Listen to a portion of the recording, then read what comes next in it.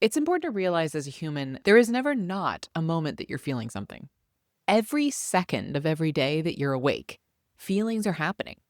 You might not make note of it or be aware it's happening, but there's always an emotional sensation present at all times.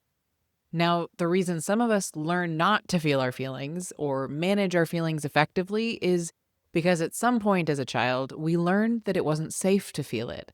That could manifest in a lot of different ways. For some who have survived abuse, a survival instinct is to disconnect or disassociate from the body to stop feeling it because they didn't feel physically safe. There are studies where people are asked to feel their own heartbeat, and some simply can't. Not because their heart isn't beating, obviously, but because somewhere along the way, they learned that it wasn't safe to feel their bodies.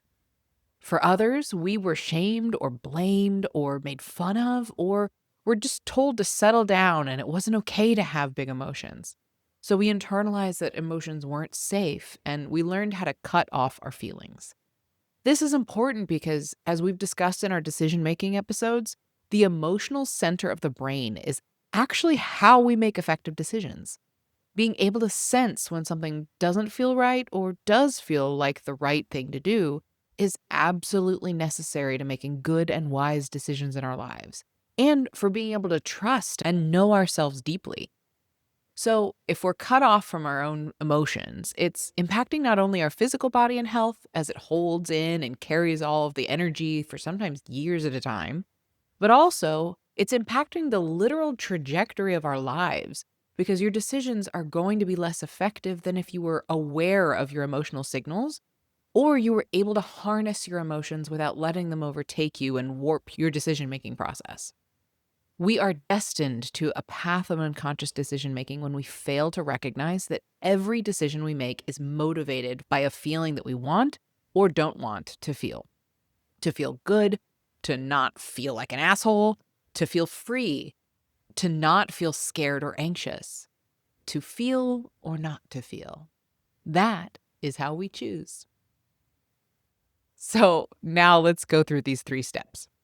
Number 1, recognize you're having emotions closer and closer to real time. This is something I've observed in myself, my clients, and especially the men in my life. How long it takes for us to register, oh, I'm experiencing a feeling right now. Like I'm mad or I'm disappointed, whatever it may be. Many men I know or have worked with have the most opportunity, we'll say, to practice this. I've seen it often. The pattern is that the emotion is present. Let's take anger or frustration, for example. It's surging through the body and apparent to others on the outside, at least highly observant people.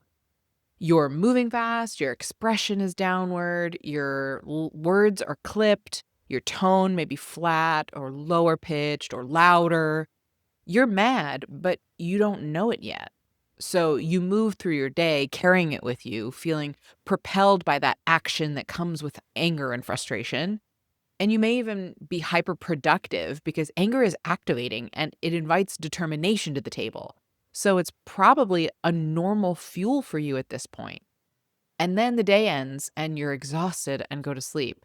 And then a couple days later, when a friend or spouse brings up the source of your anger, that anger comes bubbling back up again. And you may, for the first time, say out loud, "Yeah, that really made me mad." But that's actually the first time that you acknowledged it for yourself, days later.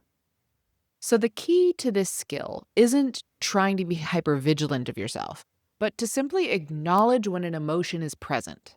Recognize you're mad, that you're disappointed, that you're hurt, you're anxious, you're confused, you're thankful, you're content, when your body is living in that experience.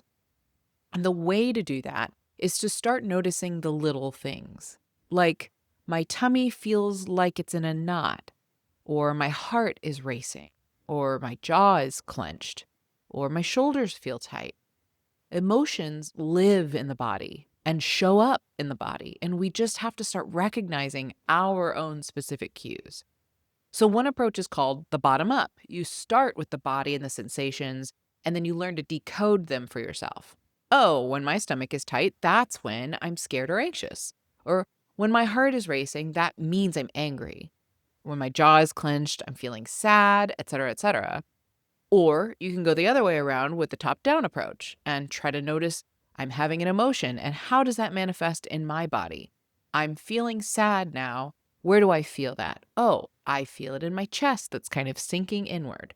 Or my stomach feels like it dropped down low, or my throat feels like it's constricting a little, or my eyes are stinging, any number of ways it can show up. Either way, recognizing emotions and naming them closer and closer to when they're actually present is the first step.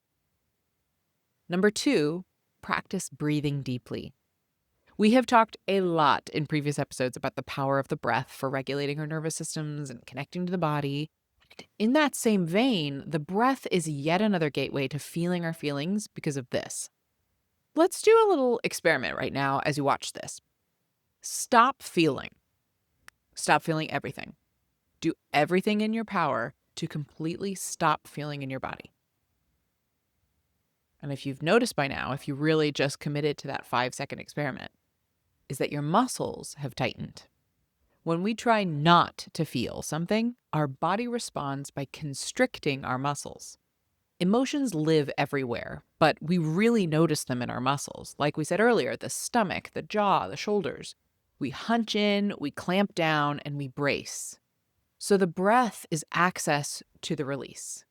It's the permission our muscles need to let go and feel.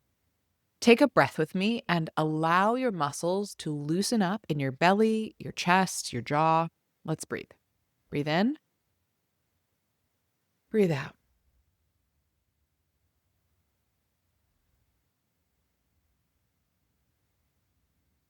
You'll notice new sensations appearing. You can actually feel your body more when you take a deep breath and relax your muscles, which means that you can also feel your emotions more now too. You might notice the little heart flutter of joy, the unease in the gut, the sadness behind your eyes. All of this is to say that deep breathing helps you feel more. Number 3 is self-expression. Many of us, in some way or another, received the message that our feelings were too much, that feelings are weak or wrong, or that it's safer to just make them smaller, or better yet, just go away.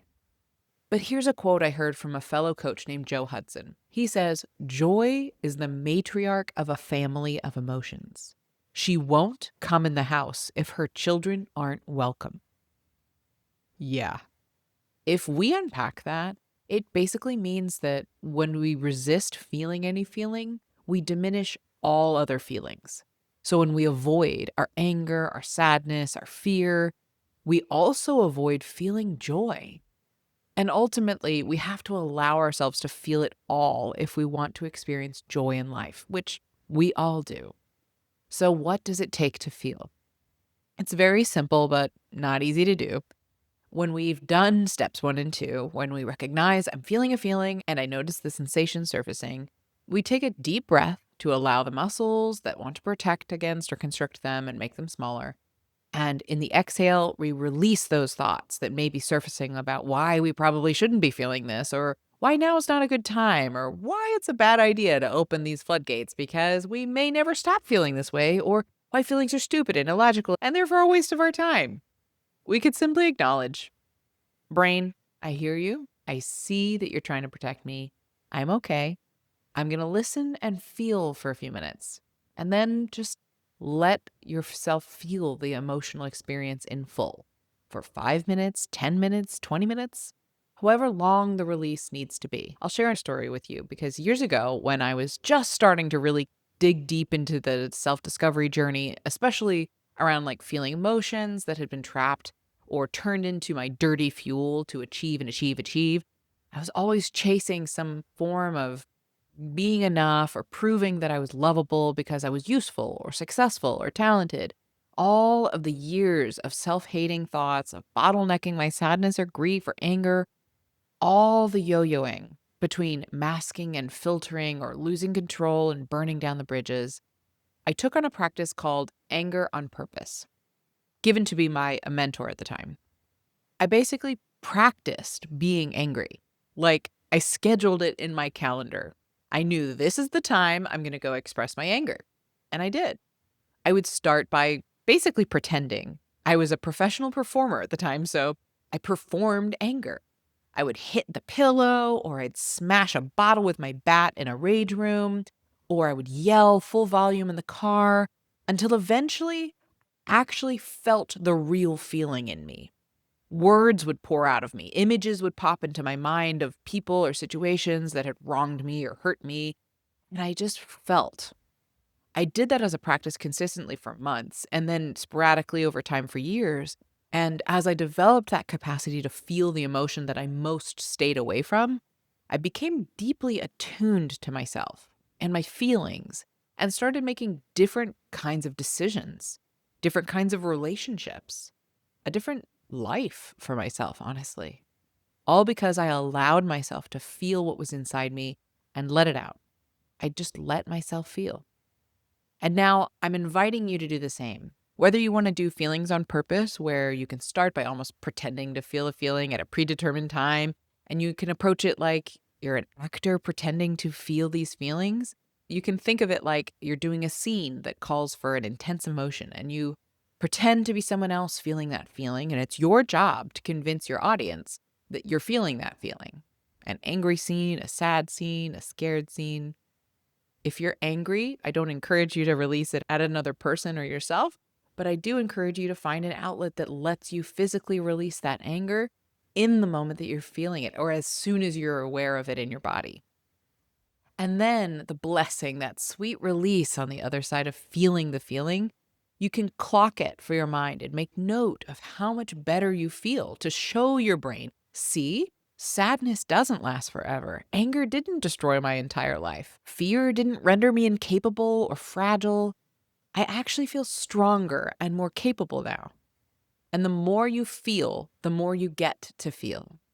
When emotions become more and more fluid, accessible, the beauty is that means you are simultaneously allowing more joy in.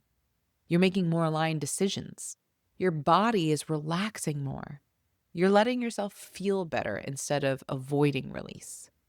I'd really enjoy hearing from you how it goes or how it's gone if you've been experimenting with these different strategies of emotional expression. So please leave a comment and subscribe if you liked this video. And with that, we've come to the end of today's episode on the Contentment Creator channel, where we explored how to truly feel our feelings deeply and safely. Whether you caught the whole episode or just one of our segments, thank you so much for staying all the way to the end. And I hope you are subscribed so you don't miss another episode. Join me in my mission to help a world full of content creators become a world of contentment creators. Bye, y'all.